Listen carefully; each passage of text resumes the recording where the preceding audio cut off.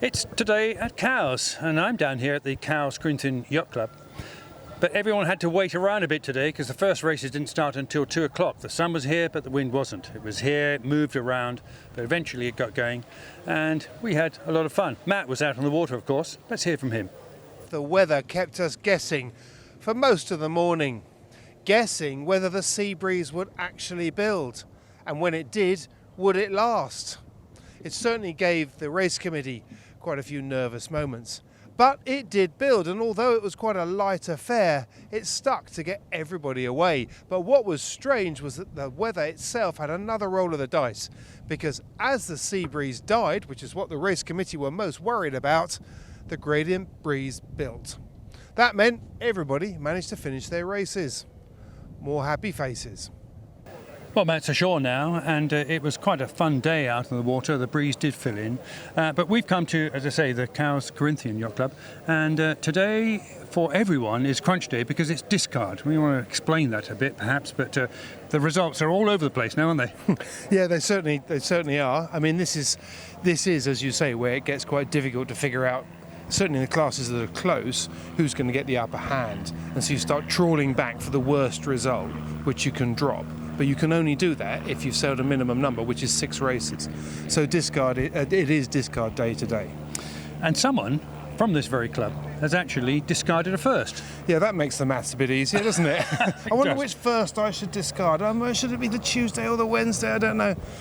Rupert Mander is who you're referring to, of course, in the Flying 15s. And yes, I mean, he is no stranger to winning, it has to be said. I mean, the Flying 15s, he's been hugely successful here in the past. He's won Cowes Week overall here in the past. So in many ways, I wasn't surprised to see him at the front.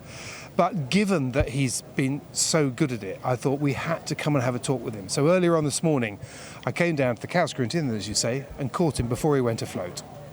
I think we've won every race, yes. I'd had some luck and managed to sneak ahead on several of the days, yes. What's the secret to success? Well, that was a question we've just been working out how to answer. So something to do with figuring out the tides, the wind, and starting well, and then seeing if we can stay ahead of the others. It's an active fleet here, isn't it? I mean, the Flying 15 class was born on the island, I guess. So about 75 years ago, the fleet was invented by Arthur Fox, and this year we've got the 75th anniversary, the regatta in a few weeks' time, and European Championships as well. So we've got lots of people coming from Europe, and I believe even from Hong Kong we've got one entrance, but I'm not sure how that's in Europe. And actually, internationally, it's still a class that thrives, isn't it? It's still very busy around the world.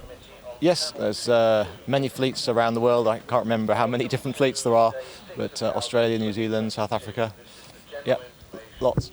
And it's a class that's getting on a bit. As you say, it's 75 years old, but it's still really popular. What is it that, I mean, lots of classes have come and gone in that time. What is it that makes the Flying 15 so appealing? That's a great question.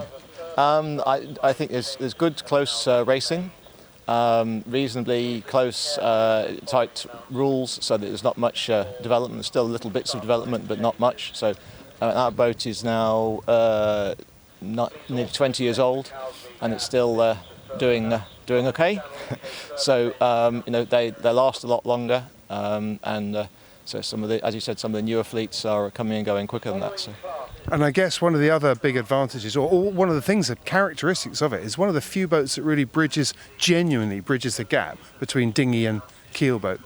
It bridges the gap. It's also good for different weights of people, different ages of people. So it's good. And if you want to have a more leisurely sail, it's a nice boat to sail. If you want to sail it very hard and race hard, you have to put a lot of work in.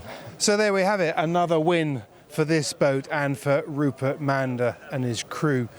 Gareth, it's just made me want one of these even more. I've ended up with a very long shopping list of boats actually at this Cowes Week, and actually one of the other boats that I'd love to go on my shopping list is the Cape 31, because that has turned out to be a really exciting class, hasn't it? Yes, I think you can probably get a few Flying 15s for a Cape 31, sadly. Yeah, probably. But yeah, what a great class to see here at Cowes Week. 6 boats last year, 17 boats here this year, with quite a few rock stars on board, and actually a clear win for, He's a bit of a rock star, but he's not a pro, is he? No, he's certainly not a pro, but he's a very, very talented sailor. Russell Peters, who has won classes here at Cowes Week before. He's won Cowes Week overall before. And he sails with his family as well, which makes him all the more interesting in many ways. And I caught up with him after today because he had a big smile on his face because today, day 6, was quite significant for him. We had a good day, and a very, very tricky day, but we had a good day. We were third in the early part, and then we second beat. We got good shift, got quite a good lead on, and then it was relatively easy from there. I'm not saying not stressful, but relatively easy. There was a few shifts after that, but nothing quite as big as there'd been early on. So there were strange weather conditions, weren't there? Because we started off on a sea breeze and then that decayed and let the gradient breeze come through. Yeah, and the transition between those two was tossing a bit of the dice, rolling the dice a bit. But Brett, our tactician, did a fantastic job of weaving our way through the transition zones. Good fun, good day. It looks like you may well have won the class overall with a day to spare. I think so. I'll have to check that nobody's protesting us or anything like that, but I think we have, yeah. Well, congratulations. Thanks, I mean, another success. I mean, you're quite well. You've won here before. I mean, what is the secret to success overall in Cowes, and then what do you think the secret to success in the Cape 31 is? In anything at Cowes, it's getting a right team, knowing where you are on the water. For me, being able to concentrate on steering, lots of good trimmers. However small your boat is, it's a team and it's got to be good. And as to me, these boats get bigger. I normally sail a 3-man boat, so 7-man, bigger team, same principles. All got to be good and gel together. Try and get them to bed early at night. That must be the biggest challenge at times, I suspect. Sometimes, but we generally have enough people concentrating on boat speed and keeping the boat going, and enough people working out where we are on the other boats and what the tide is a very massive thing, and knowing the little gains to be made there. There's a lot of talented sailors. I'm not saying you haven't got them, but I mean across the fleet, I've been blown away by the talented sailors that there are here. Olympic medalists and world championships. Plenty of medalists, aren't there, and things like that. It's incredible. To win is very, very pleasing, especially against the level of talent that there is. There's a lot of people that have won a lot of trophies, but there are also people sailing with their daughters, and I've got 2 of my daughters on board, and one of their boyfriends. It's good. It's marginally too professionals for my enjoyment, but there is certainly a good standard of people in the fleet. And finally, what is it about the class? I mean, we saw 7 boats here last year. We've seen 17 entered here this year. 18 entered, okay. 18 entered this year. 2 didn't last very long with hitting rocks and things like self-inflicted wounds, which is a shame for them. Why these boats are what the Solent has needed for quite a long time, in my opinion. To me, there's a lot of boats that I wouldn't be bothered to sail. I wouldn't get enough fun out of sailing them that I can afford. I'll mention one. I've got nothing against them, but a J109 is a good boat. It's not an exciting boat. It's not, And then you go bigger, and there's the fast 40s that just does so much money a year. And these are one design. They're smallish, 7 people, not too many. Bigger than a J70. It's a better boat than a J70, in my opinion. And I think it's not surprising that it's doing well, in that it is for example, in the Round the Island race, we're 31 foot. I think we finished about 8th boat round the whole of the island. So they're pretty fast boats and fun. And so I think it's a pretty obvious boat that was going to do well, in my opinion.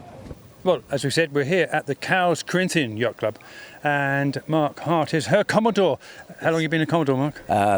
Year and a quarter, year and a third, almost, yes. Yeah. Now, I noticed you've got a Dragon on there. Now, Dragons don't sail here, is that right? They're a bit difficult to launch them here, so we keep them in the yacht haven. Yeah, it's but good, nice class, a lot of members here.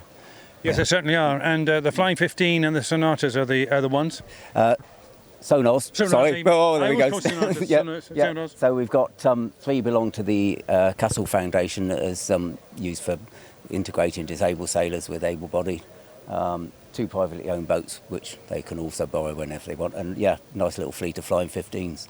It's a lovely little club here because you've got the craning facilities here, a pontoon just next to Lallows and just south of the yacht haven, and always busy. Yeah, we've gained a few members lately. It is busy. I mean, we're lucky that we're one of the few clubs with facilities, apart from the squadron, of course. But, a legacy of the past Commodores to have a nice little marina and this apron here for dry sailing boats from. And it's fantastic, which just helps encourage people. And you were saying that COVID's actually helped you? It's not been too bad. I think people have realised that they can come down here, sit outside in the sunshine. And I think the COVID years has been quite sunny, haven't they? So yes, it's been quite fortunate, really. Yeah. And how's Cowsweek gone for you then, 22? Going very well. Yeah, dragon sailing's going well. Yeah, top of the tree at the minute. Might change tomorrow, of course, but it's been quite a good week. Yeah, different conditions. Yeah. And the club's heaving here, so it always seems to be busy down here. Yeah, it's always busy. We're having parties most nights. Yeah, we've got a Sonar XOD party tonight, which will be great. We're expecting quite a few, well over 100. Pardon me? Yes, we are down by the ferry. Yeah, I had well over 100 people for that tonight, and we had a 70s night last night. We had a Dragon, Squib and Flying 15 party on Monday night. Cocktail party Sunday, that's always great. Well, Matt and I were just talking about this over coffee this morning, in that this Cowsweek seems to be returning to normal. A bit more of a sailing Cowsweek, yep. Sailing a few parties, and it does seem a bit more normal and less corporate. So I think that's been a big step forward. Yeah. Well, thank you, Mark, for hosting us and allowing us to come down here and talk about the classes and the club. And long may it continue. Pleasure. Thank you very much. So anybody who's been following the Black Group overall results will know that this boat, Ziggy, as you know, fun, is currently leading, owned and skippered by Kevin Downer. Kevin, how did you get on today? I think we've done okay, but with the rating system, there's a few boats behind us. They should be in about 7 or 8 minutes behind us, and we'll be okay. So fingers crossed. I think you've been having a hell of a week. It's been great. The boat's been going great. In the breeze, it loves it, and in the light, it seems to be okay. We're so used to Cowsweek being sort of the focus. Is sort of carbon and expensive and the rest of it. And with all due respect, this is not at that end of the scale. Well, no, because if you look at our rig, I help out with the Etchells for David Franks, and when they tear their sails and break their masts, we use their recycled sails on our boat. Hence, the bottom batten is so low. It's an old Etchell mast, it's an Etchell jib, it's an Etchell mainsail, it's an Etchell spinnaker, it's an Etchell spinnaker pole. Joe Richards gave us a SB20 bulb to go on the bottom of the keel because we kept capsizing. So, but no, it's good. We love the IRC trickery. And that's fantastic. And I mean, just overall, I mean, what do you think the boat has cost to put together? £1,000. No. Really? Yeah, I don't think much more than that. No, because the sails are time. But the sails were for free. The masts for free. Yeah, it's not much. The boat cost about £500 in the first place.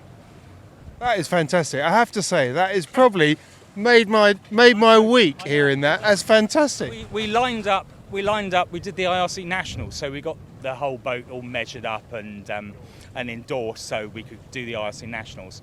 And we were the smallest one out there, but we were the only one with white sails. Everything else had carbon. It was like, Fantastic. Good on you. That's good recycling. Good, just to keep going. Absolutely. Well, it must be one of the greenest boats out here. Maybe. Certainly recycled. Great story there then, Matt. A boat worth less than £1,000. Incredible. Amazing, isn't it? Such a good story. It really, I thought it was a great story.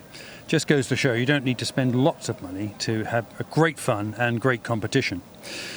So that's about it for our Today at Cowes, day 6. Just one more day left. In fact, we won't have a Today at Cowes tomorrow. We'll have a This Week at Cowes tomorrow. Look forward to that. So, Matt, I think there's not much else to do other than you need a bit more ballast. Well, we do have a bit of a problem, Steve, because What's that? it was a late start and it was a late finish. Mhm.